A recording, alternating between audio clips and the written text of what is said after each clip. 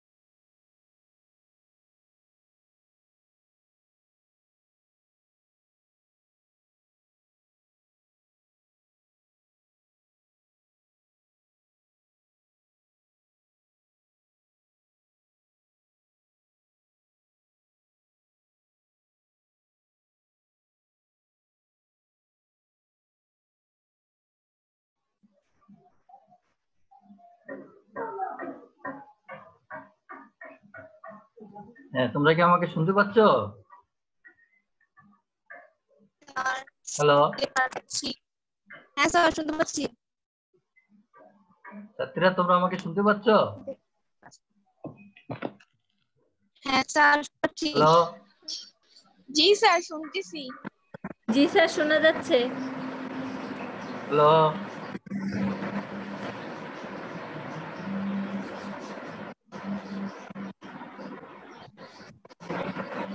তোমরা কি আমাকে শুনতে পাচ্ছ?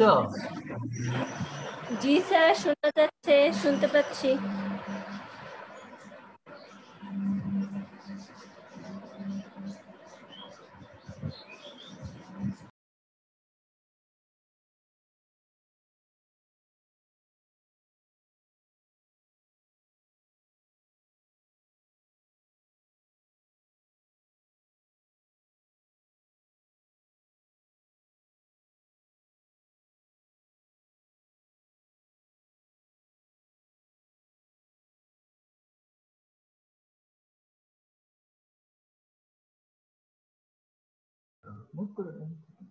হ্যালো ছাত্রীরা, আমাকে শুনতে পাচ্ছ?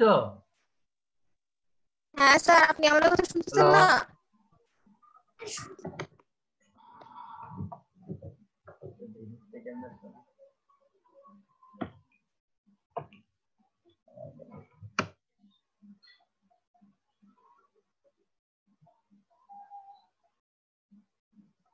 হ্যালো ছাত্রীরা, আমাকে শুনতে পাচ্ছ? হ্যালো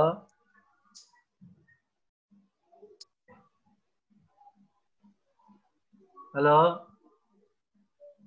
হ্যালো স্যার, আমরা শুনতে পাচ্ছি, আপনি শুনতে পাচ্ছেন না?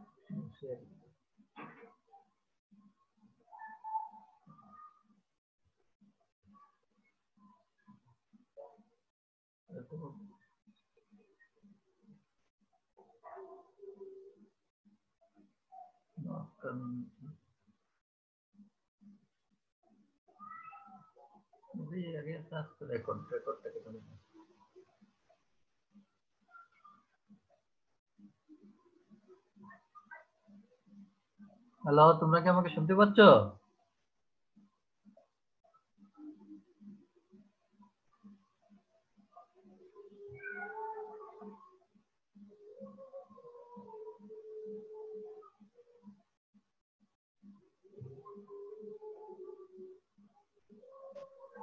হ্যালো,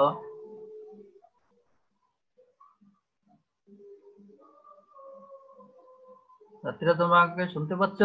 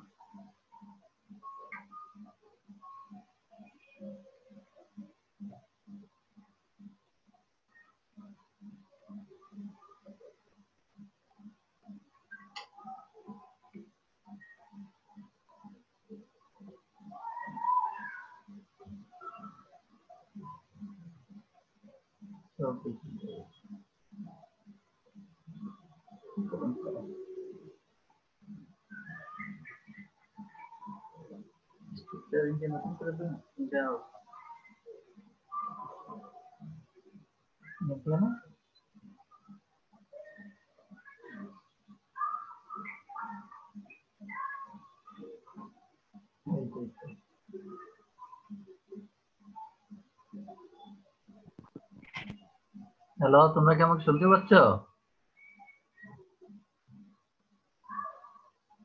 হ্যালো, জি স্যার শুনতেছি। আরে নেটে ডিস্টার্ব করতে আছে, খুব সময় নষ্ট হয়ে গেল। সবাই শুনতেছো নাকি দেখো তো? জি স্যার সবাই শুনতেছে। আচ্ছা, ঠিক আছে।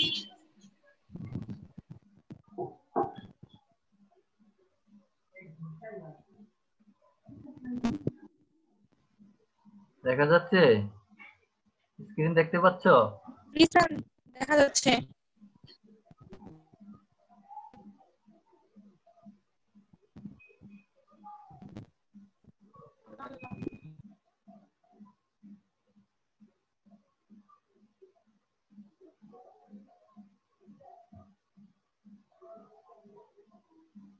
আচ্ছা, তাহলে আমরা শুরু করি না?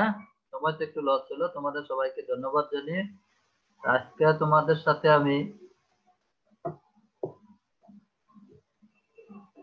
ওই পরিসংখ্যানের মৌলিক পরিসংখ্যানের যে চ্যাপ্টারে ছিলাম সেখানে আছি। আজকের যে সমস্যাগুলি দেখো মনোযোগ দিয়ে দেখো তো, স্ক্রিনটা দেখতে পাচ্ছ কিনা? সমস্যা 1 দেখা যাচ্ছে?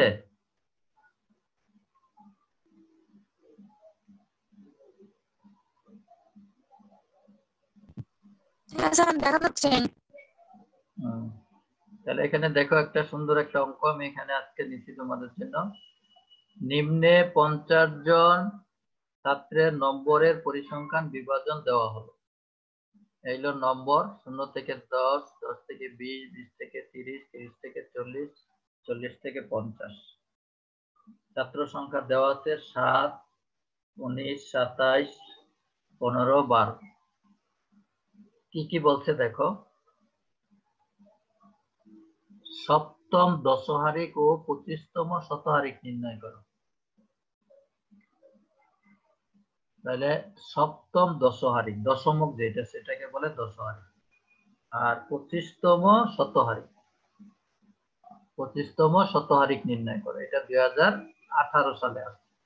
যেহেতু 18 সালে আসছে এই জন্য আমি এটাকে সিলেক্ট করেছি তোমাদের জন্য। তাহলে আমরা এই অঙ্কটা করি। সপ্তম দশহারিক মনে রাখো, D7 সপ্তম দশহারিক বলতে D7 আর 25তম শতহারিক মানে পার্সেন্টাইল 25P P25 তাহলে D7 আর P25 নির্ণয় করতে হবে।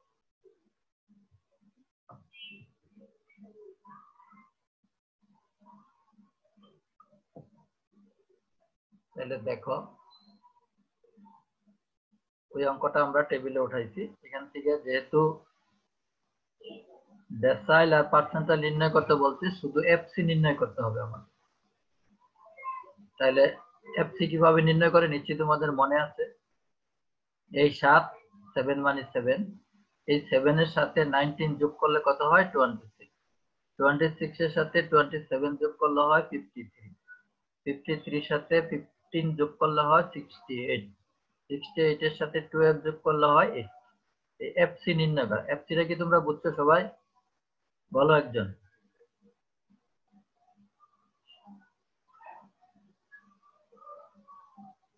একজন বলো, মাইক অন করে বলো। ওই শ্রেণীর ক্রমযুক্ত সংখ্যা। হ্যাঁ, ক্রমযোগী গণসংখ্যা। 7 এর 7, একের সাথে আরেকটা ক্রমযোগী, ক্রমাগত যোগ করে এটা পাওয়া যায়। এগুলো অনেক করছো। এই 7 এর সাথে 19 যোগ করলে 26, 26 এর সাথে 27 যোগ করলে 53। এই এফসি এটা মনে রাখো। যদি মধ্যমা নির্ণয় করতে বলে, ডেসাইল নির্ণয় করতে বলে, কোয়ার্টাইল নির্ণয় করতে বলে, পার্সেন্টাইল নির্ণয় করতে বলে, তাহলে এই এফসি লাগে। কথা মনে থাকবে? কি কি বলো তো? কোয়ার্টাইল, হ্যাঁ, মিডিয়ান মানে মধ্যমা। তারপরে হলো প্রচুরক। না, প্রচুরক নির্ণয় করতে তো এফসি লাগে না। প্রচুরক নির্ণয় করতে ডেল্টা 1 ডেল্টা 2 এটা লাগে। কিন্তু এই মধ্যমা নির্ণয় করতে গেলে, চতুর্থক নির্ণয় করতে গেলে, দশমক নির্ণয় করতে বললে অথবা শতমক নির্ণয় করতে বললে এফসি লাগে।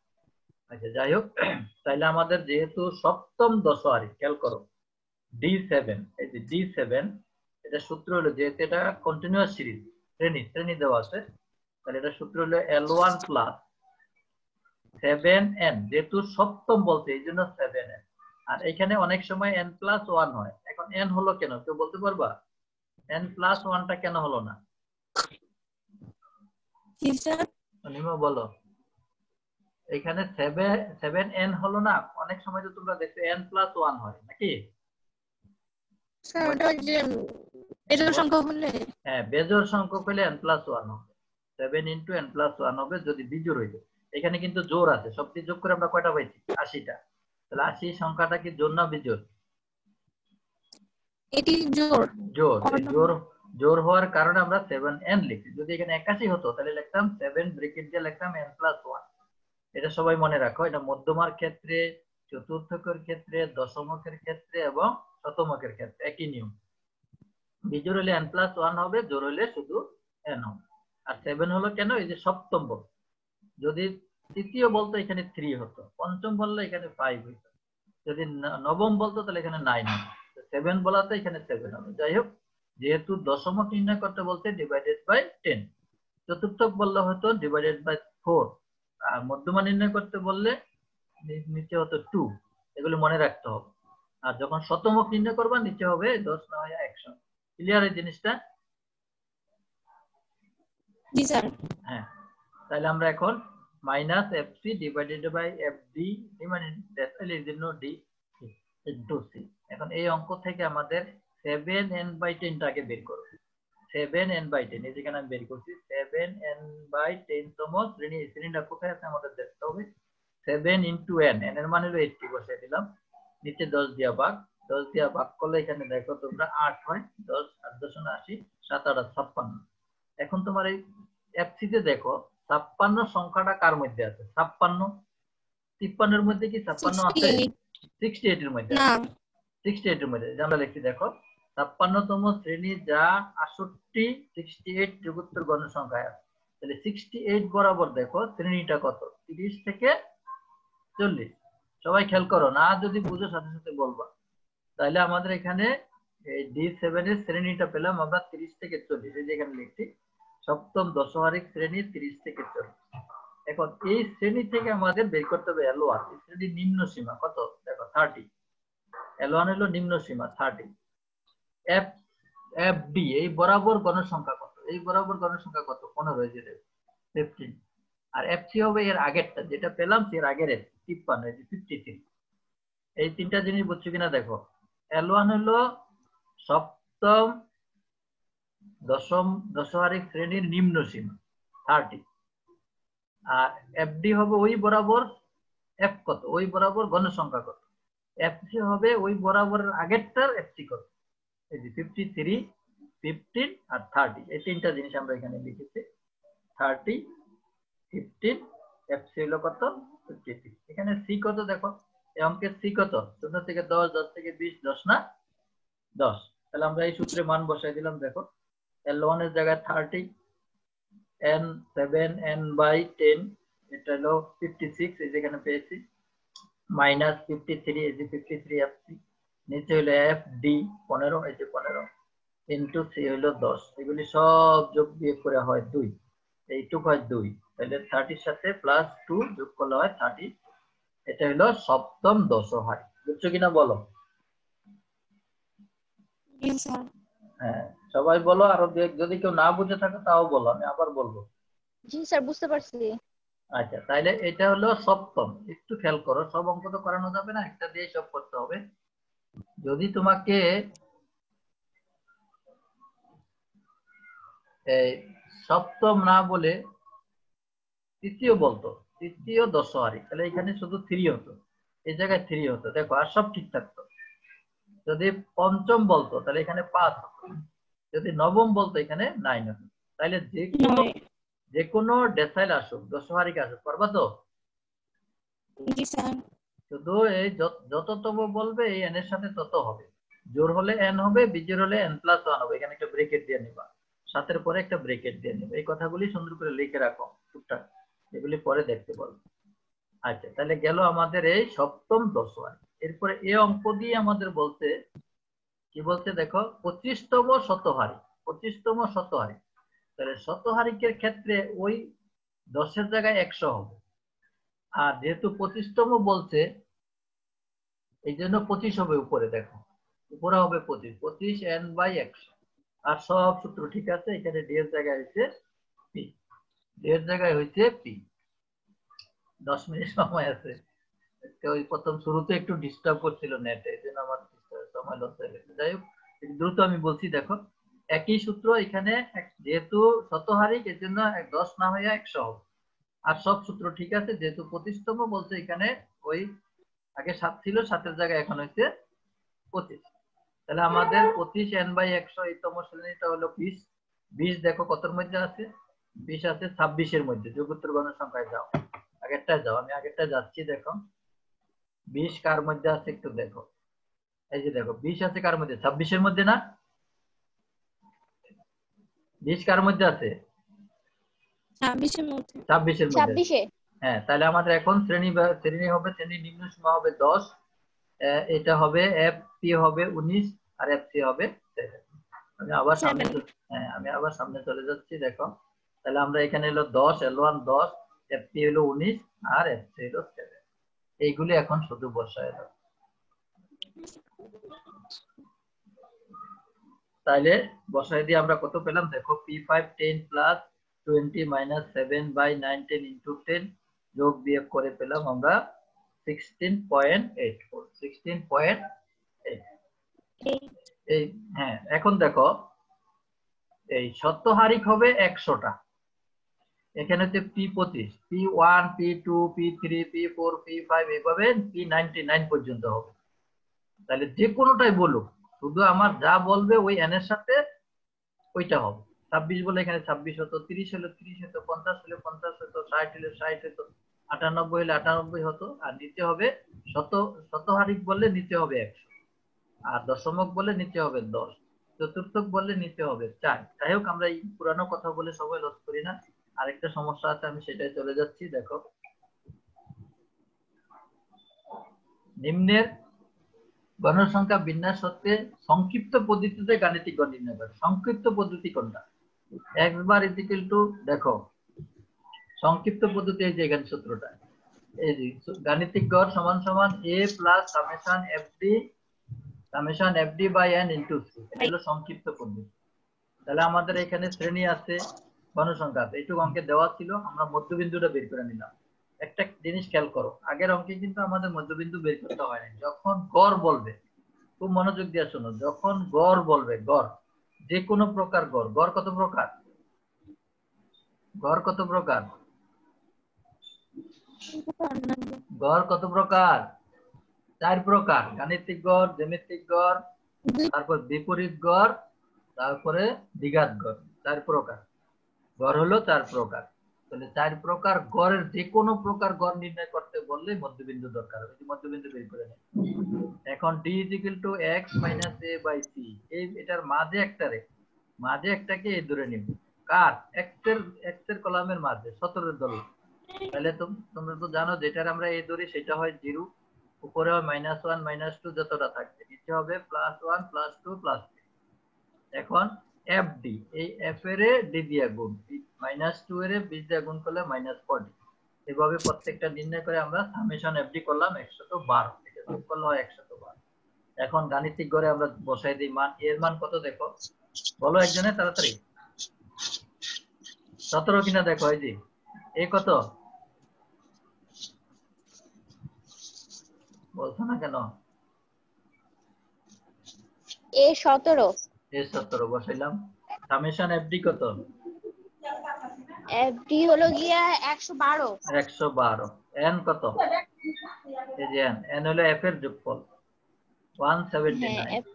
179। হ্যাঁ, আর এখানে সি হলো, এই যে সি কিন্তু তুমি যদি এইভাবে বের করো, খেয়াল করো, এই 14 থেকে 10 বিয়োগ করলে 4 হয়, 9 থেকে 5 বিয়োগ করলে 4। আসলে কিন্তু উপরে নিচে, আমি কিন্তু ক্লাসে বলছিলাম তোমাদের উপরে নিচে করবো, উপরে নিচে করলে সেটা হবে সি। 14 19 বিয়োগ করে দেখো, 24 19 29 24 34 29 বিয়োগ করলে 5 হয়। তাহলে এখানে আমাদের শ্রেণী ব্যবধান হবে 5। যাই হোক, 5 বসাইলাম, উপরে 112 নিচে 179, যোগ বিয়োগ করে পেলাম 3.13। এটা 17 এর সাথে যোগ করলে হয় 20.13। হ্যাঁ, তাহলে এখন তুমি দেখো এখানে বলে দিচ্ছে সংক্ষিপ্ত পদ্ধতিতে, এটাও কিন্তু আসছে, কেন আমি যত অঙ্ক করাচ্ছি সেটা কোনো না কোনো সালে অবশ্যই আসছে। তাইলে এটাও 18তে বা 16তে আছে। সংক্ষিপ্ত পদ্ধতি বলে দেওয়াতে আমরা এই নিয়মটা করলাম, আর যদি সংক্ষিপ্ত পদ্ধতি না বলতো আমরা সরাসরি করতে পারতাম।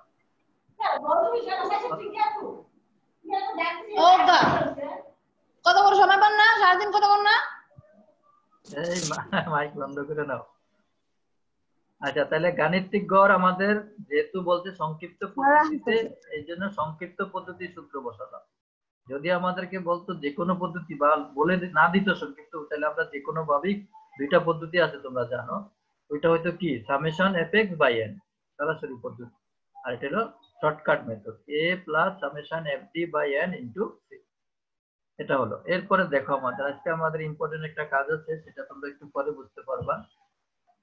এখানে তোমরা এটা দেখো, এটা খুব মনোযোগ দাও। ধারাবাহিক মূল্যায়ন তোমাদের পরীক্ষা দিয়ে, আমরা তো আর ক্লাসে বসে পরীক্ষা নিতে পারবো না, ক্লাসের পরে পরে প্রতি 1 সপ্তাহ পরে বা 15 দিন পর পর এরকম পরীক্ষা নিব। এটা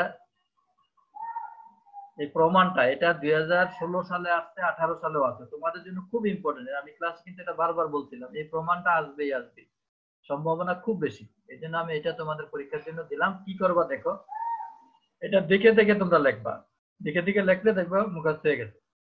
আমার বইয়ে আছে, দেখে দেখে লিখবা। এটা 3.44 এর কততে জানে আছে দেখবা, 3.44 এর 5 নম্বর উপপাদ্য লিখে নাও। 5-6 এখানে ওখানে দেখবা 3.44 এর এটা। তাহলে একটা বড় খাতার একটা বড় ডিমাই সাইজের খাতা পেজ নেবে, এক পেজ। এখানে আমি লিখে দিচ্ছি দেখো, একটি বড় পেজের মাঝখানে দাগ দিবা, 2 ভাগ করবে, 2 ভাগ করে বাম দিকের অংশে লিখবা, ডান দিকের অংশে লিখবা। কথা কি বুঝতে পারছো? একজনে বলো তো আমাকে। জি স্যার। খাতাটার মাঝখানে তুমি এই যে, আমি এই যে দেখে ক্যাপচার দিয়ে এইভাবে একটা টান দিবা। কয় ভাগ হলো? 2 ভাগ না? এই ভাগে আগে লেখা শুরু করবা, এই ভাগে লেখা শেষ হলে আবার এই ভাগে লেখা। একটা পেজই যেন থাকে, একটা পেজের 2 ভাগ করে ছোট ছোট করে লিখবা। লেখার পরে কি করবা দেখো, নাম আর কোণার মধ্যে তোমার নামটা, রোল নম্বরটা লিখে দিবা, ক্লাস রুলটা লিখে এটা একটা ছবি তুলবা। ছবি তুললা আমার এই নাম্বারে হোয়াটসঅ্যাপে পাঠাইবা। এটা তোমার 18-10-2020, কালকে বিকাল 4টার মধ্যে পাঠাবা।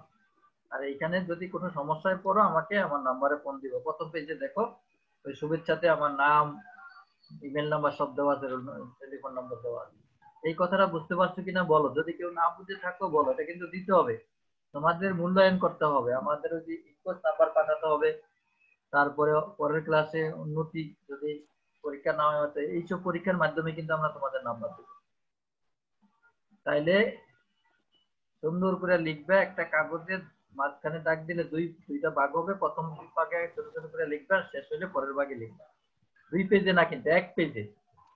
তারপরে কর্নারের মধ্যে তোমার নাম আর লম্ব লিখে দিবা, ছবি তুলে সুন্দর করে ছবি তুলবা কাছের থেকে তুলে, তারপরে এই হোয়াটসঅ্যাপে পাঠাবা।